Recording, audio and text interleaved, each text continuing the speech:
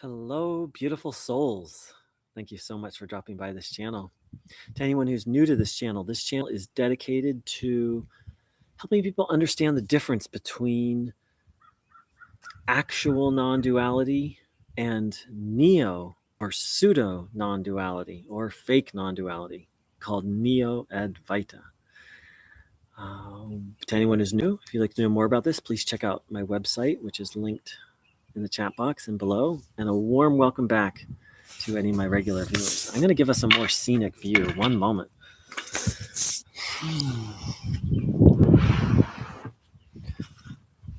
All right, look at that. So nice. Hey, everyone. So, welcome. Just going to share a few things that are on my mind and heart. First and foremost, I am taking a class in traditional Advaita Vedanta. I'm studying at the Hindu University of America and with traditional teachers who studied with traditional teachers, and it's wonderful.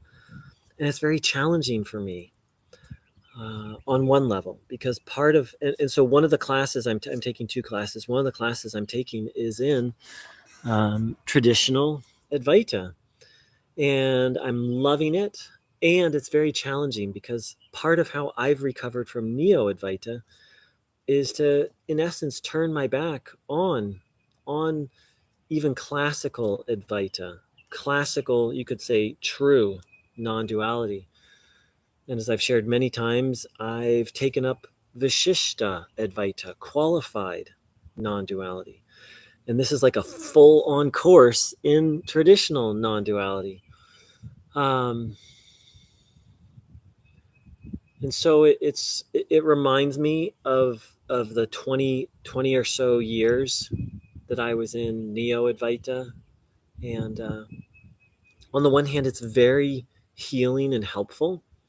We're learning the definition, the Advaita definition of real and unreal. And it's very different from the nonsense we were taught in Neo-Advaita satsangs. The definition of real in Advaita Vedanta is that which is eternal and that which is unchanging. That's the short version, but that captures the essence of it. Neo-Advaita, the definition of unreal is non-existent, which led many of us to just kind of go a little crazy of like, well, this thinking this world didn't exist, that this body doesn't exist, personality, mind. So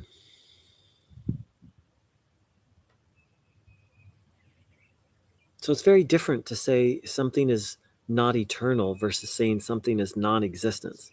Night and day kind of difference. But, studying the classical Advaita, it still is challenging. It just brings up a lot of memories and feelings.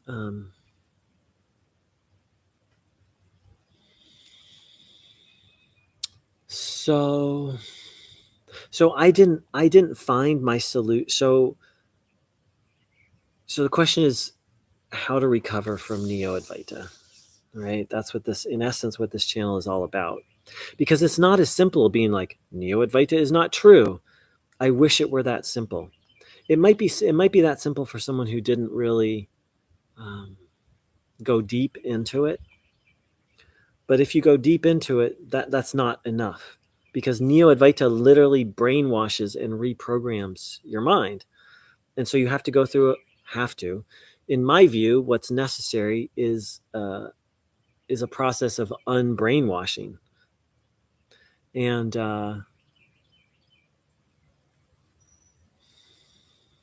so part of how I've done that is I've learned some traditional Advaita Vedanta.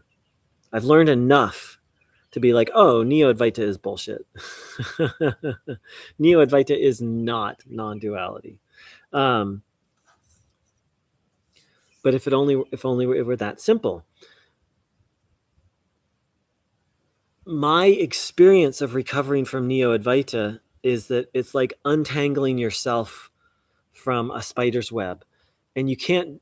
It's like there's strand after strand after strand. And I've just found one more strand, which is, the idea of like, got to do it in this lifetime, achieve, achieve, achieve, achieve, which is very much a Western value. And then that's gotten imposed upon actual Advaita. And, in traditional Advaita Vedanta, or really any form of Sanatana Dharma, any classical form, it's a very different worldview. It's a cyclical worldview that's heavily grounded in reincarnation and karma, and heavily grounded in the idea of surrender, that there truly are some things that are beyond our control. And one of them is the timing of moksha or mukti, liberation, enlightenment. In traditional Advaita, that's considered completely out of our hands, the timing of it. And whereas Neo-Advaita is like, you can do it. Like, you can do it in this lifetime. Like, you can make it happen. Kind of this overemphasis on the individual. And to boot, Neo-Advaita completely rejects the view of karma and reincarnation. Whereas traditional Advaita, that we are heavily conditioned by our karma. Now, that doesn't mean we have no power, but it also doesn't mean but it means we don't have all power. And it's this whole worldview in traditional Advaita Vedanta and traditional Vedanta itself, of which Advaita is just a sub-school.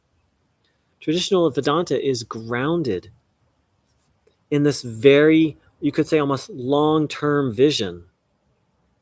Materialism, which was primarily a Western creation, has been critiqued for having short-term vision. Like, we'll just do whatever we want to the earth to get what we want now, without looking at the long-term effects or the, what's it gonna be like for the next generation. Well, that kind of short-term vision has crept into Neo-Advaita of like, just inquire, or there's nothing to do since you're already enlightened. And it completely negates this whole spiritual journey, this whole vision of time and vast amounts of time and the soul's journey. And on top of it, it's kind of reminiscent of fundamentalist Christianity, of like, you got to do it now. You got to do it in this lifetime. Evangelical Christianity is like, accept Jesus in this lifetime or spend an eternity in hell. Well, Neo-Advaita is like, you've got to wake up in this lifetime. Like, it doesn't threaten hell per se, but it has that same energy of like, you've got to make it happen in this lifetime. And I'm not dismissing, the fervor or the burning for liberation, the desire for liberation. But Neo-Advaita takes that idea and really twists it into something really unhealthy. So those were a few of my thoughts.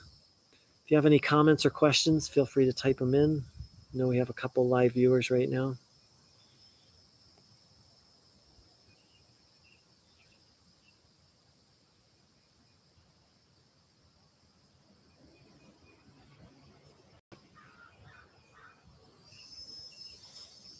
Actually, I'll share one more point. There's a very important word to understand the difference between Neo-Advaita and Advaita, and that word is Sat, S-A-T. It's a Sanskrit word which means true, and it also means eternal. And so, in traditional Advaita, you'll hear things like, the world is a Sat, which means not Sat. A Sat means not Sat. I'm going to type that in the chat box. So again, Sat is true or eternal. Asat, not true, not eternal. So Advaita Vedanta says the world is a asat. It's very important to understand what that means. it gets mistranslated into English as the world is unreal. That's not what it means without a certain context. And we'll get to that context in a moment. It means the world is not eternal. Asat, anything that can be split apart is called asat.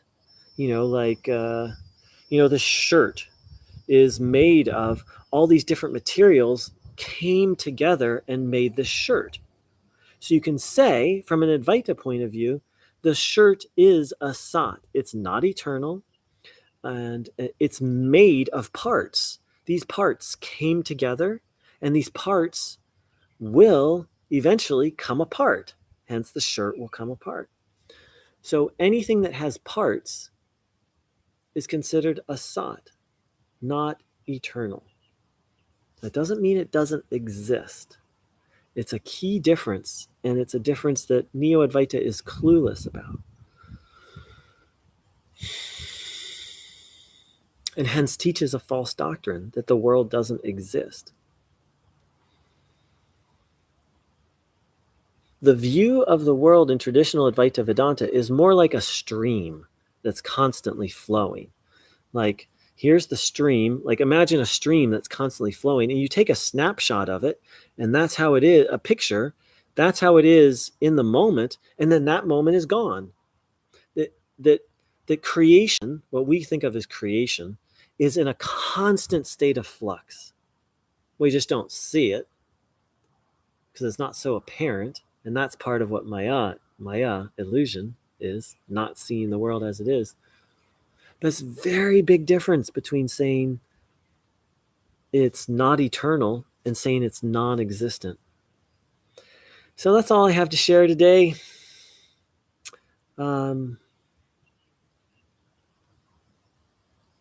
Actually, is a great quote. Actually, I'm going to end with a great quote.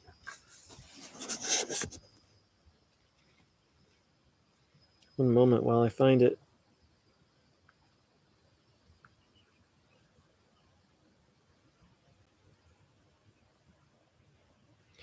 Adi Shankara, the first sort of systemizer or creator of the school of Advaita Vedanta, said, "The one who has not studied in the guru-disciple tradition should be ignored as a fool."